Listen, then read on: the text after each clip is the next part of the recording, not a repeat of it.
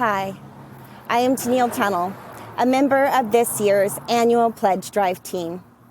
Welcome to the second week of our Fire of Commitment Pledge Drive, this year's annual theme. You might not ever have participated in a pledge drive for a church. It's similar to how you might pledge support for PBS or NPR. But in this case, we ask that you each pledge financial support for the deepening and nourishing of your spiritual life. Whether you're a member, friend, or a brand new financial supporter, we ask you to make a pledge. That pledge can be as much or as little as $50 up to the tens of thousands of dollars. People's Pledge is a financial commitment to our congregation over the course of a fiscal year. That fiscal year for this drive is July 1st, 2021 to June 30th, 2022. The total of all these pledges together become the basis of our finalized budget. We know what we can spend as a church because you have told us what you can pledge. If you need a card or just want some more information, please reach out. You can email to pledge@uufresno.org. I'm excited to announce this week's total. After 2 weeks, we are currently at, drumroll please, $170,138. All right, yay! This is already 28% of our goal. Thank you, thank you. We do have another $428,809 to raise, and we've got 2 more weeks to do it. The sooner you make your pledge, the sooner we're able to wrap up this fund drive. I want to thank you all for sharing this time with me today, and thank you in advance for helping us stoke the fire of commitment.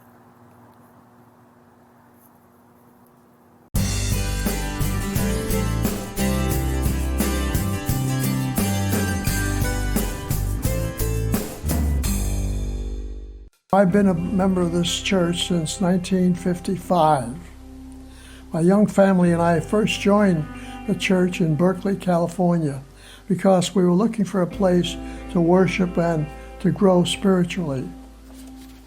As my job moved me around the country, I belonged to 7 Unitarian churches and fellowships. In each new location, I could always count on the UU Church to provide us with support and loving community, and a place to build a rock-solid belief in our 7 UU principles. Over the years, I've served on the board of this church. Twice as its president, chaired many committees, and led many workshops. It is important for me to contribute to the financial welfare of the church, so that we can contribute to be a light of love in the community, so that we can continue to support causes promoting justice and equality, so that we can provide fair compensation for our minister and the staff. In order to contribute to the good work of this church, we must provide financial support, even in these difficult times.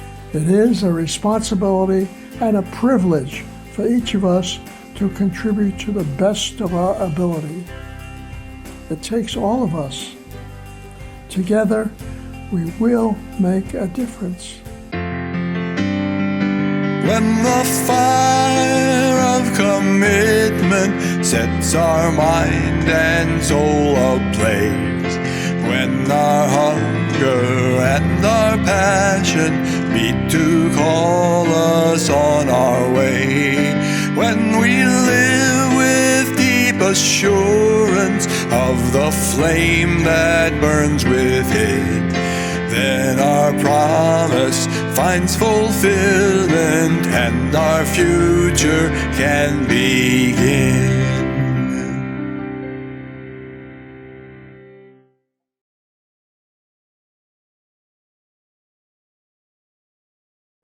Well, hello there. Hi.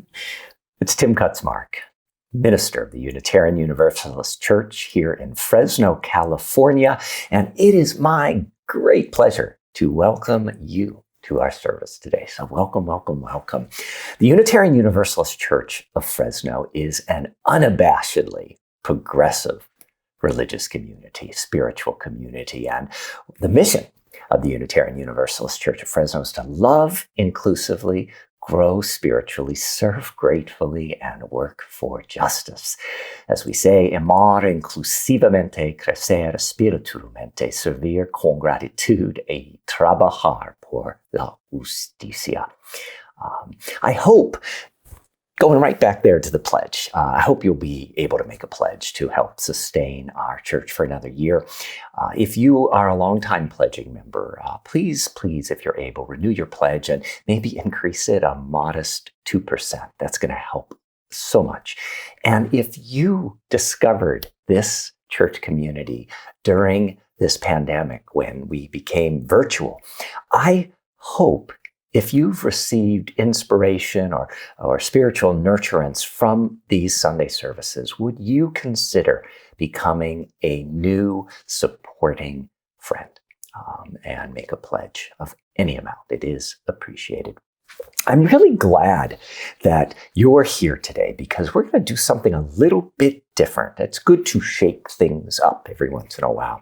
We are going to meet Unitarian Universalists from around the country, lay leaders and religious professionals, some soulful and spirited musicians, and together we're going to celebrate love.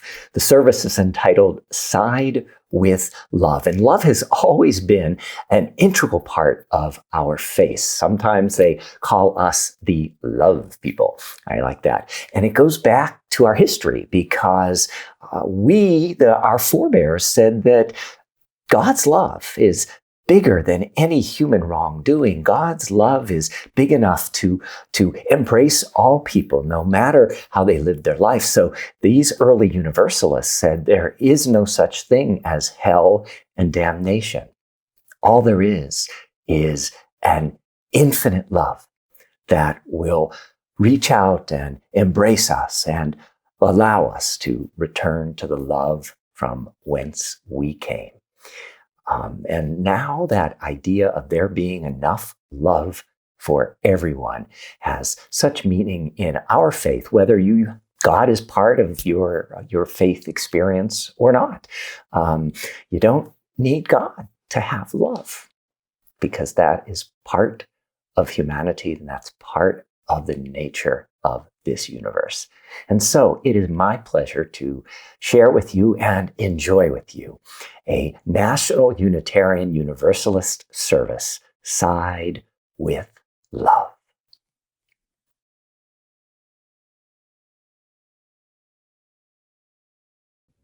Greetings, beloveds.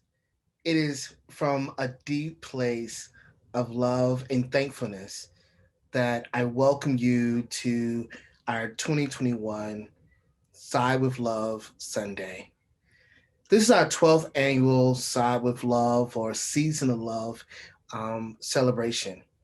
And without you, each of you choosing love over and over and over again, we would not be the faith tradition that we are, and we wouldn't be in this moment.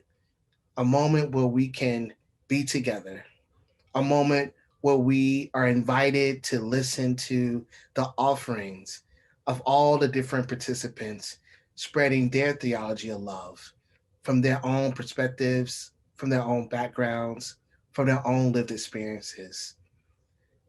At the same time, it is a call and response to us to really embody, to live into love, to live into the values, the practices associated with the UU faith, to be in right relationship with movement at this moment. I always say to myself, and even to my son Elijah, I ask us, what is love calling us to do? In this moment, as you enjoy and listen and absorb and allow yourself to be changed, by the words you'll hear from the wonderful people that will be coming up next. I hope you will hold on to what is love asking you to do. And throughout this year and throughout your years, may you constantly, continuously, with rigor and intentionality, choose love over and over again. Welcome, beloveds. Thank you. Thank you for your time. And thank you for being you.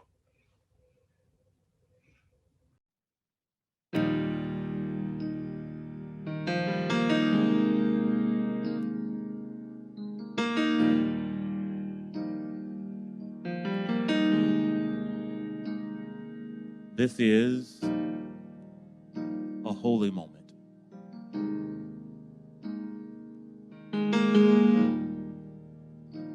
When we're gathered together, it is a special and unique moment.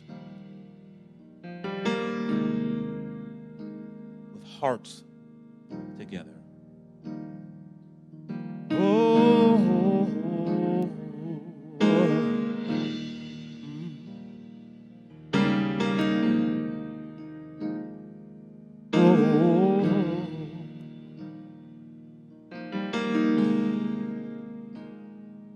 When our heart is in a holy place, when our heart is in a holy place, we are blessed with love and amazing grace. When our heart is in a holy place. Sing it with us, would you?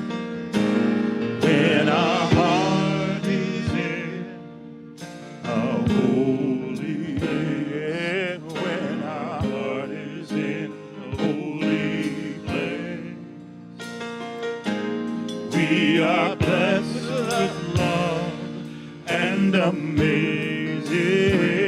Our heart is in a holy place. Rick, would you sing that verse for us? When we trust the wisdom in each of us, every color, every creed and kind, when we see our faces in each other's eyes, then our heart is in a holy place. Everybody sing when our heart is in a holy place. When our heart is in a holy place, we are blessed with love. Can you feel it? And amazing grace. When our heart is in a holy place. When our heart is in a holy place. When our heart is in a holy place. Holy place. We are blessed with love and amazing grace. When our heart is in a holy place.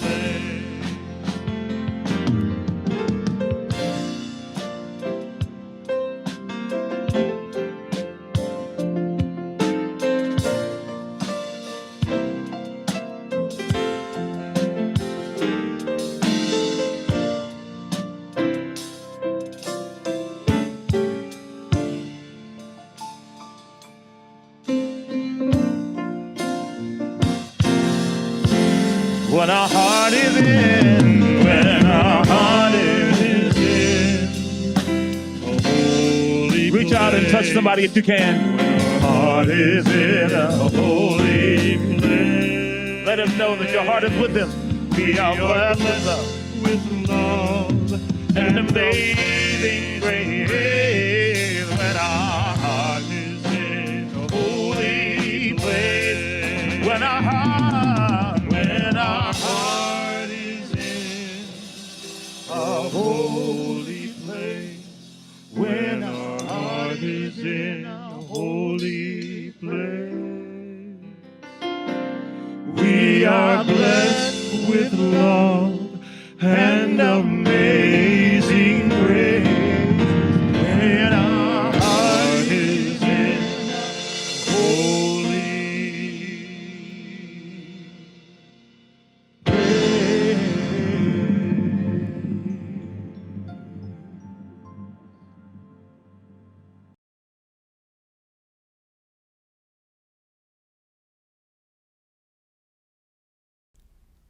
Love once, the fullest unfolding of every person. Love wants everyone to be free, to feel safe, to know joy. To me, love is an overflowing and unconditional love for the world and for creation and for one another. That spiritual foundation of love calls us to the policies and the practices that we need to sustain and nurture life, thriving life. Love means thinking about how we enact policies that make people's lives better. If we're talking about racial justice, love is acknowledging that there has been wrong, that there has been harm, and that whether you participated in it or not, you're benefiting from the inequitable results of that harm. What if love means letting go of what we think we know and being curious about what more there is to learn? What if love was not a commodity that could be bought and sold? Sometimes love isn't waiting for the other to come to us so that we can become agents of welcome, but rather us moving into the world to engage with others in their spaces, on their terms. Love asks for the release of all assumptions about who wants to be part of Unitarian Universalism. Love asserts that each of us matters and is worthy. Love knows our life-saving, life-giving faith must be available to every person who needs it. If you have a chalice at home, would you please light it in honor and in celebration of overflowing and liberating love.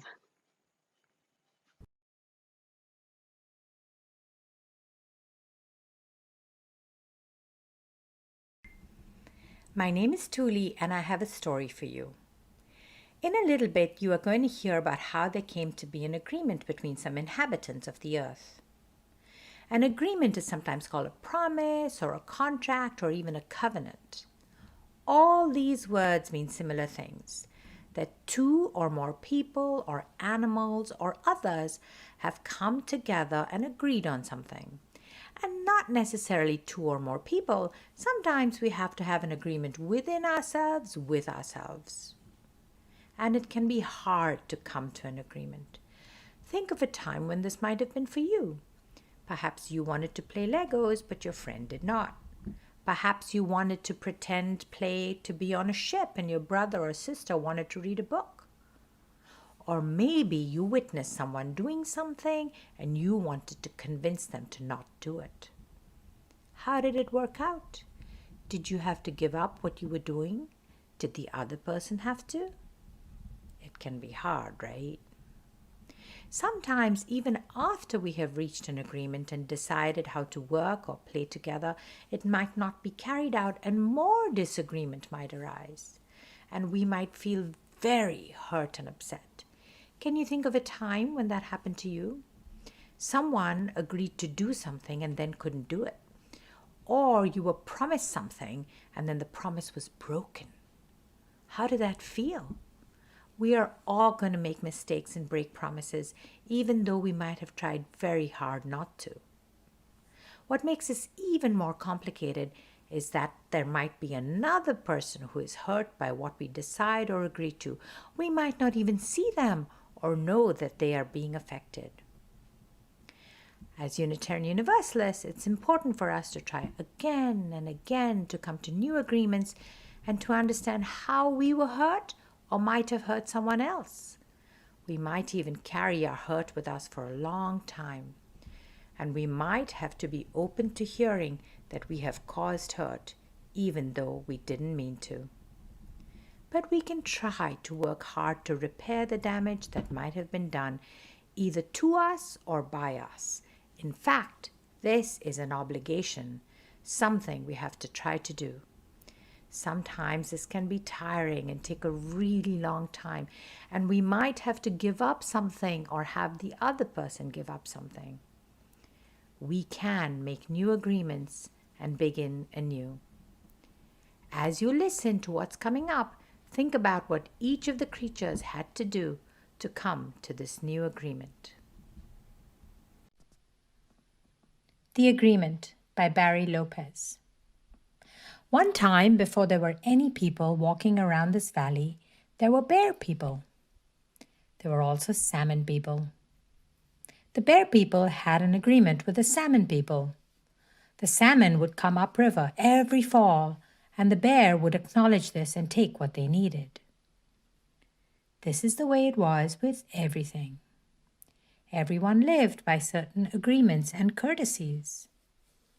But the salmon people and the bear people had no agreement with the river. It had been overlooked. No one thought it was even necessary. Well, it was. One fall, the river pulled itself back into the shore trees and wouldn't let the salmon enter from the ocean. Whenever they would try, the river would pull back and leave the salmon stranded on the beach. There was a long argument, a lot of talk. Finally, the river let the salmon enter. But when the salmon got up into this country where the bears lived, the river began to run in two directions at once, north on one side, south on the other, roaring, heaving white water and rolling big boulders up on the banks. Then the river was suddenly still. The salmon were afraid to move. The bears were standing behind the trees looking out. The river said in the middle of all this silence that there had to be an agreement. No one could just do something, whatever they wanted. You just don't take someone for granted. So for several days they spoke about it. The salmon said who they were and where they came from, and the bears spoke about what they did, what powers they had been given, and the river spoke about its agreement with the rain and the wind and the crayfish. Everybody said what they needed and what they would give away. Then a very odd thing happened. The river said it loved the salmon. No one had ever said anything like this before. No one had taken this chance. It was an honesty that pleased everyone. It made for a very deep agreement among them. Well, they were able to reach an understanding about their obligations to each other, and so everyone went their way. This remains unchanged. Time has nothing to do with this. This is not a story. When you feel the river shuddering against your legs, you are feeling the presence of all these agreements.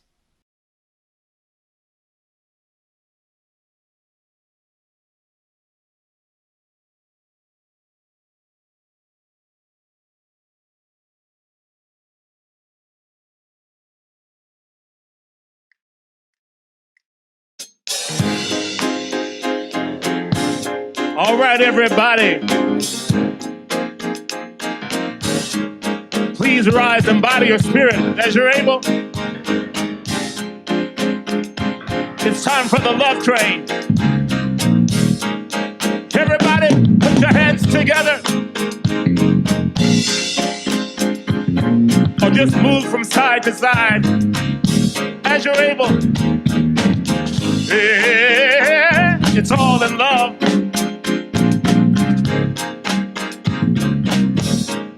Sing it, come on.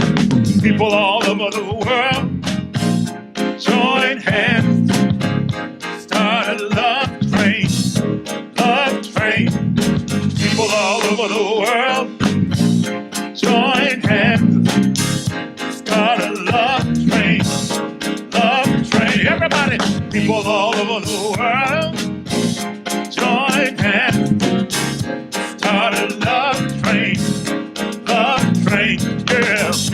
all over the world. Join hands, start a love train. Come on, Matt, love train. Everybody, people all over the world, put your hand, come on. Join hands, start a love train. Love train, whoa, people all over the world, yeah. Join hands and start a love train. Come on, Rick.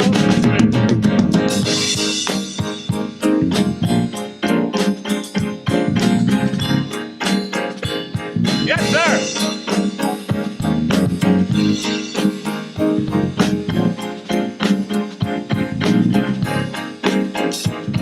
Everybody say, people all over the world, oh, join hands, start a love all over the world.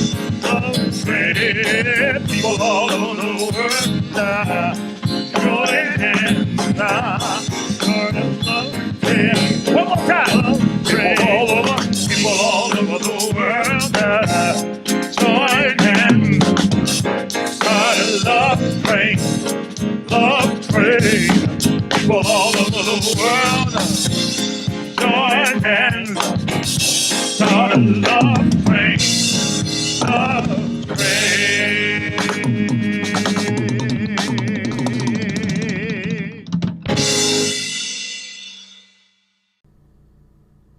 My name is Laura Conkle, and you may use they, them pronouns to refer to me. I'm so glad you're here with me and my trans and non-binary, queer, disabled, surviving poverty, first generation with access to college, self. Welcome, dear ones.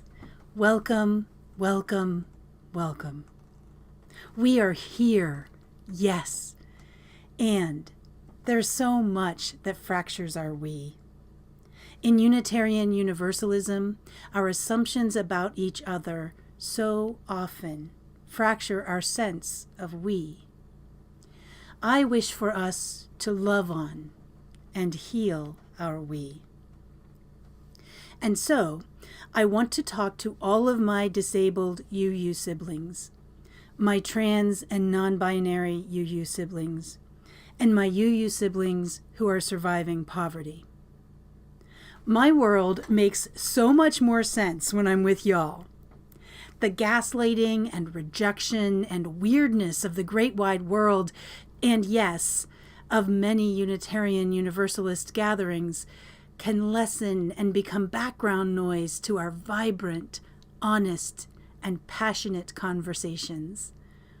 When we're together, I can slow down and relax. I can work with y'all to make sure more folks are included. And that means me too. I want you to know how much I love your ways of being. I love your being. I love how you use your imagination to discover and create ways to survive. And I wish with all my heart and soul you didn't have to. We are trans and non-binary and disabled and surviving poverty. And we know we need to navigate a dominant culture that is more toxic to us than anything else. We know we must build community and culture that values our lived experiences and nurtures our survival. We know we are practicing the rejection of ableism and transphobia and elitism and ageism and homophobia and racism and all exclusion. Oh, and I love how we already know that inclusion means all of us, and hospitality means honoring folks as their full selves. We know we need disability justice, queer theology, funding of expenses, access accommodations, inclusive language, scholarships, plain language explanations, gender-neutral bathrooms, childcare, and all the things that can make it possible for us to be safe and well, loved, and held sacred within Unitarian Universalism writ large. I wish that every event that is planned moving forward is planned with us in mind and considering what we need. I wish that more and more reflections, sermons, and sacred texts include us and our wisdom. And in all the ways that you engage Unitarian Universalism, I wish that you will find folks who understand that you are worthy and you matter, and who choose to include you. Our collective spiritual growth and resilience are important not just to us, but to all Unitarian Universalists. So now, I want to talk to all Unitarian Universalists. I want us all together to build our resistance to the many assumptions folks make about who is in the room, who is at the table, and who is in Unitarian Universalist spaces, online and otherwise. I pray that each of us decides to begin to heal our we. I pray that we cast off assumptions and choose to build a Unitarian Universalism that holds each and every person sacred and worthy of hospitality and inclusion. May we know our potential for love and beauty. We are love and beauty. Real love that stretches to encompass our human fallibility we all have. Resilient love that unfurls to create and support our vulnerability we need to thrive. Actual beauty that honors all seasons, phases, and aspects of life. Fierce love and fierce beauty. Fierce enough to stay in touch with and reflect reality. We are beautiful, smart, and strong. We are fallible, whole, and vulnerable. We are right here, right now. We matter. So may it be for you. So may it be for me. So may it be for all of us.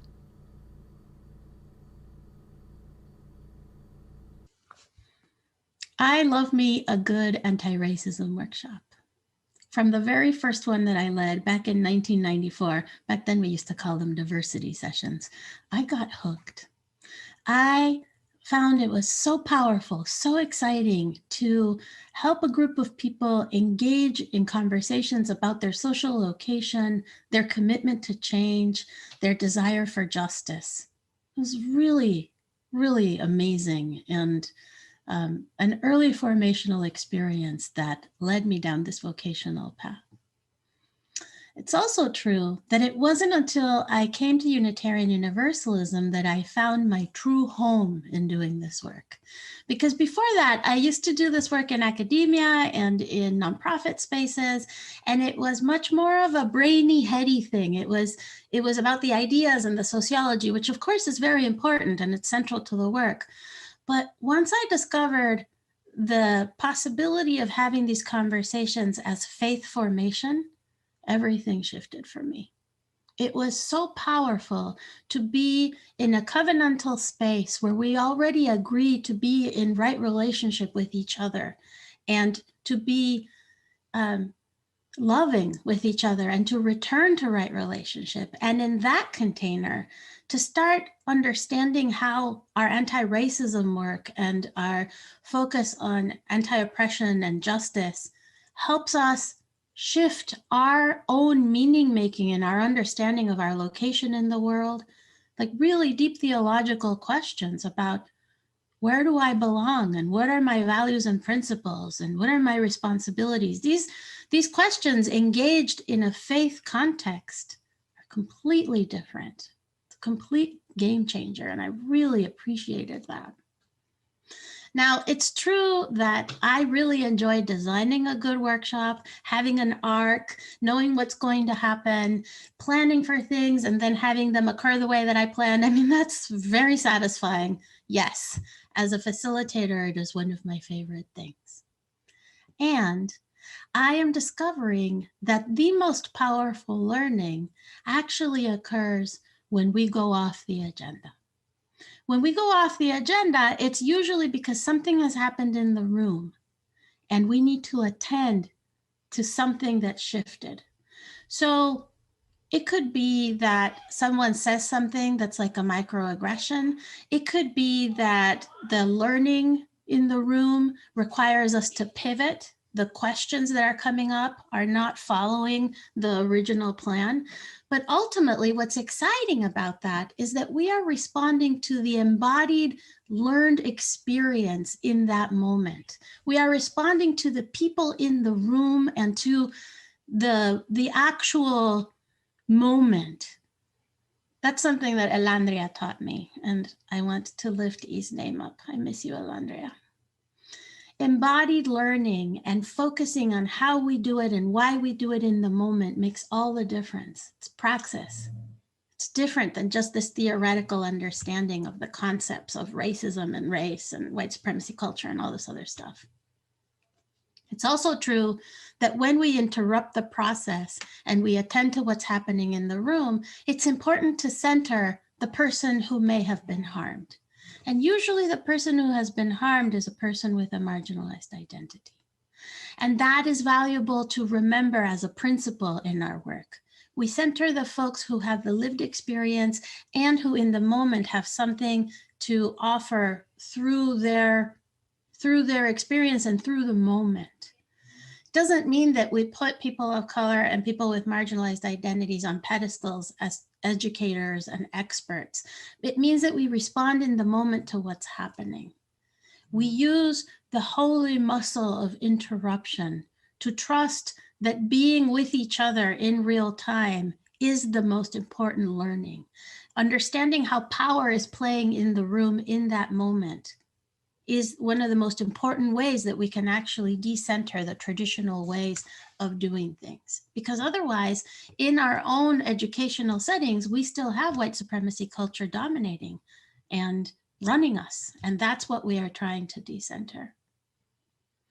So I lift up a prayer for all of you who are engaged in this important work of keeping it real, of keeping connected to each other and saying what's true in the moment. May we continue to strengthen that muscle.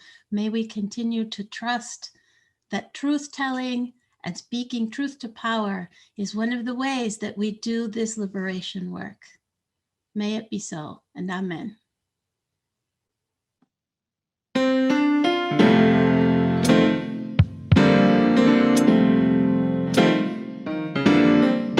I'm so glad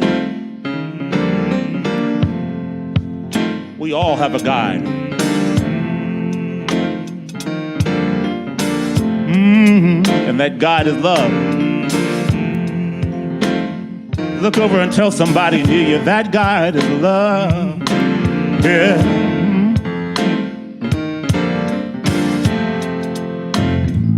Love will guide us, precepts guide us, hope inside us will lead the way on the road from grief to giving.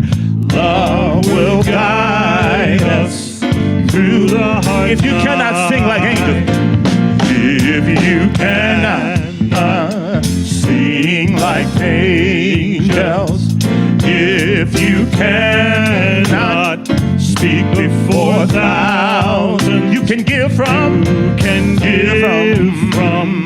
deep within you. You can change the world with your love. Guide us.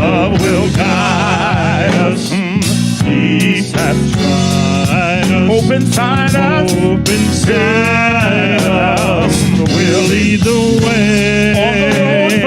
On the road from grief to giving. Love will guide us.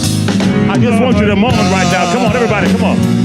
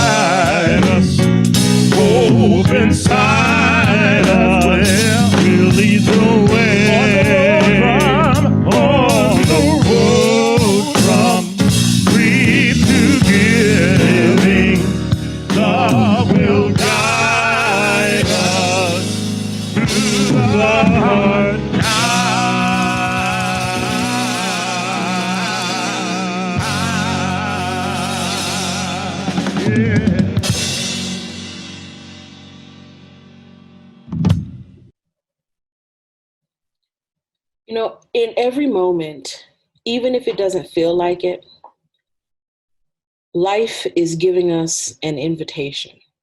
I really believe that. I really believe that in every moment, life is giving us an invitation to do the things that are the most loving and life-affirming.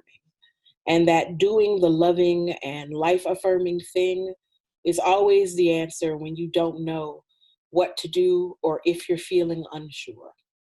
There's always a moment of invitation to rethink or reevaluate. We're being invited into this cosmic dance of renewal and joy and justice, but you have to make the justice. It doesn't just show up without our participation or our effort. Things don't get better just by us waiting for them to happen. We all have to engage in the better making from wherever we are, and each moment presents an invitation for us to do that.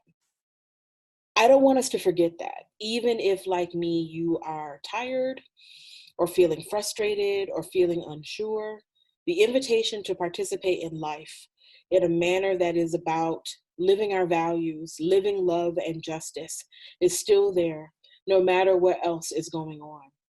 Ask yourself, what's the most loving, life-affirming thing that I can do in this moment for myself or for other people? Sometimes it's get some rest. Sometimes it's apologize for something you've done. Sometimes it's reconsider how you're using your money or other resources in the broader world. To me, if we're talking about race and justice, love is about acknowledging that there has been wrong, that there has been harm perpetrated, and that whether you personally feel like you participated in it or not, you are likely benefiting from the inequitable results of that harm. Even if you are a person who wants to say, well, I didn't participate in making things this way, if you are benefiting from the ill-gotten gains, then you have some responsibility to make things right, especially if you then turn around and say that you believe in justice and equity. You are not let off the hook, no matter what. When we have broader conversations about reparations or what it looks like to repair, particularly the harms that have been done to Indigenous communities, Black communities, other communities of color, I believe that love means thinking about the resources that enable life. So what does reparation look like at the intersection of communities of color and healthcare, or communities of color and education? What does it look like to have those kinds of conversations beyond, just conversations about money and land that is owed, but also about accessing resources that have been inequitably distributed for more than a century? All of us should have a hand in those conversations, and all of us have some responsibility to bring about justice in those contexts. Plainly, if you're not going to do that work, if you're not going to be committed to thinking about that and how you can serve in that work, then to me, it obfuscates the mandate of what it means to be Unitarian Universalist. Because ours is a faith that calls us to do things.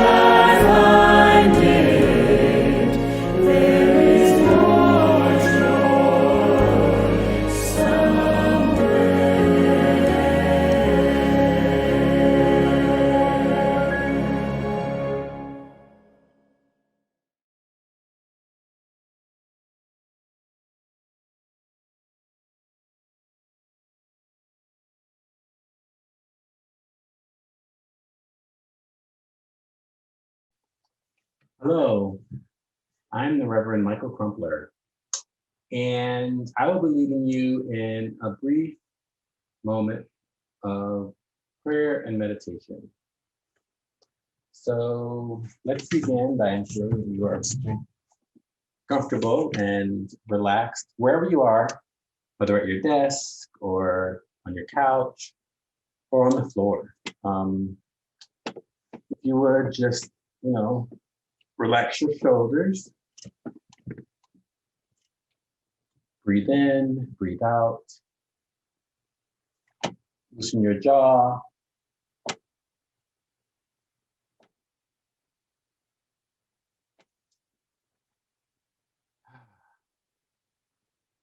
Close your eyes.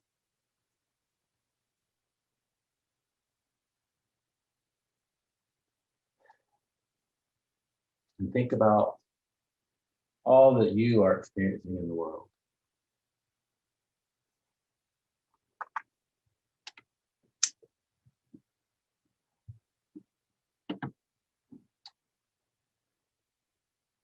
Think about all who are struggling during this time of isolation as we continue to grapple with the COVID-19 pandemic. Think of all those who have lost loved ones and all those who are still living with the side effects.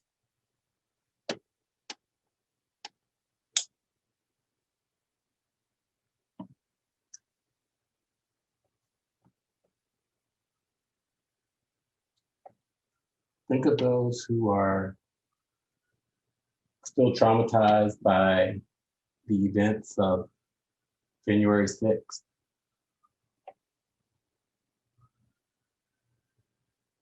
Who are seeking answers and accountability where there is none.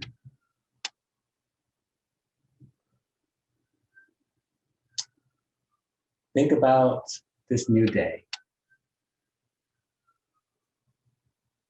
Hold the great anxiety that we all have with the joy of accomplishment of those who worked so hard around the country to ensure that our votes were counted.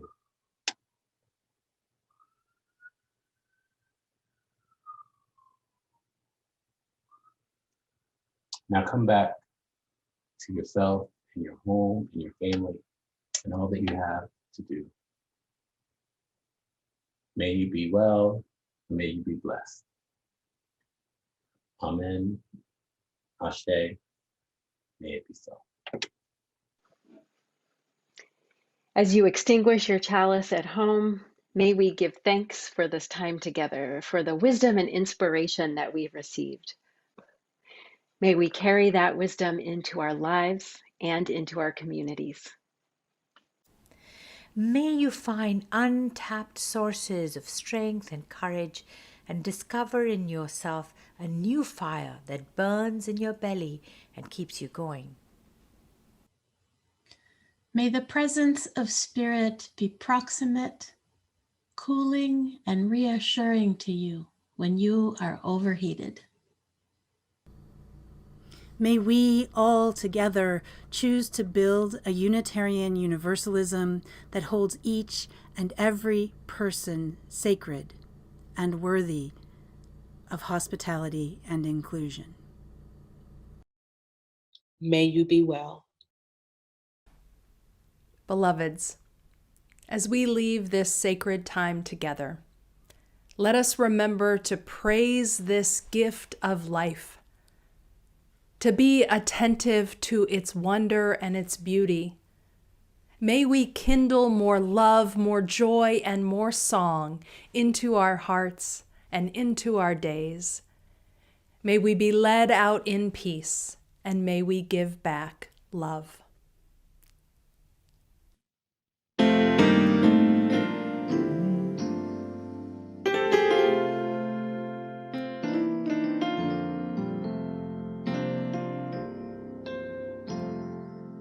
Sometimes in our life, we all have pain, we all have sorrow.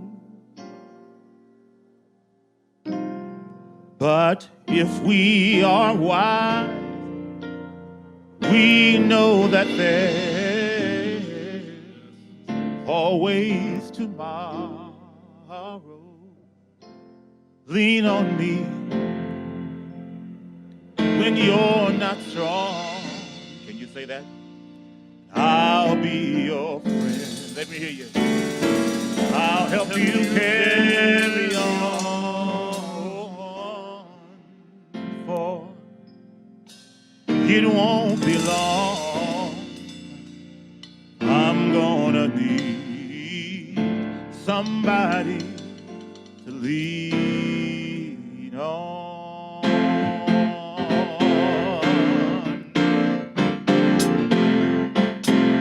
Lean on me. Lean on me when you're not strong. I'll be your friend. I'll help you carry on, for it won't be long till I'm gonna need somebody to lead. Sing it, brother Rick, come on.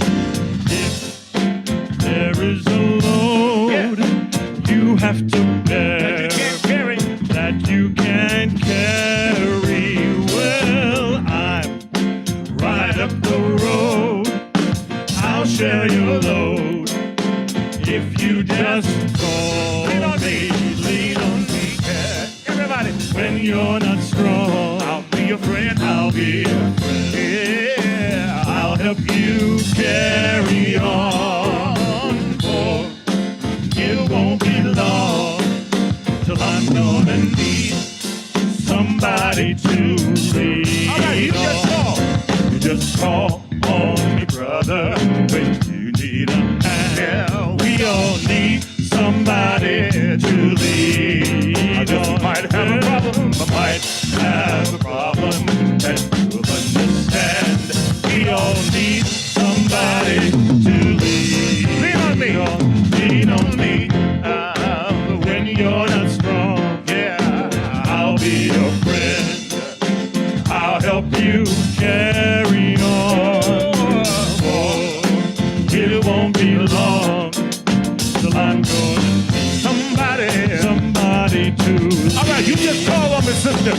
You just call on me, sister, and you be a hand. We all need somebody to lead.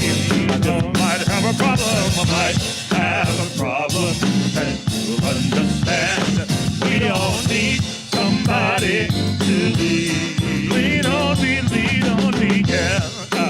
When you're not strong, yeah, and I'll be your friend. Everybody sing, I'll help you carry on. For it won't be long, I'm gonna need somebody to lean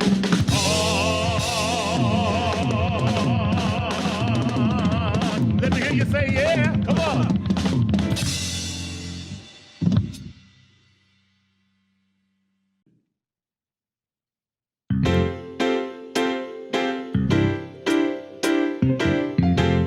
Many of you recognize it already. It is truly all we need. I want you to sing it with us. Come on. All you need is love. Yeah. All you need is love. All you need is love. Love. Love is all you need. Everybody sing. All you need is love. I love it, Rick. All you need is love. All you need is love. Love.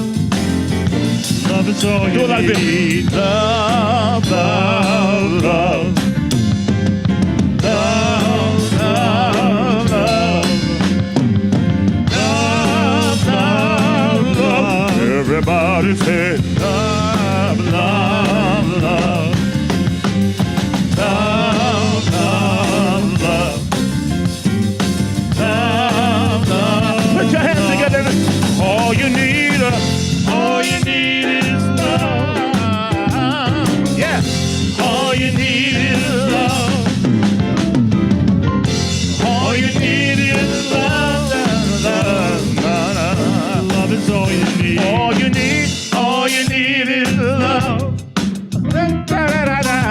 All you need is do it, Rick. All you need is love, love. Yeah. Love is all you need. Love, love.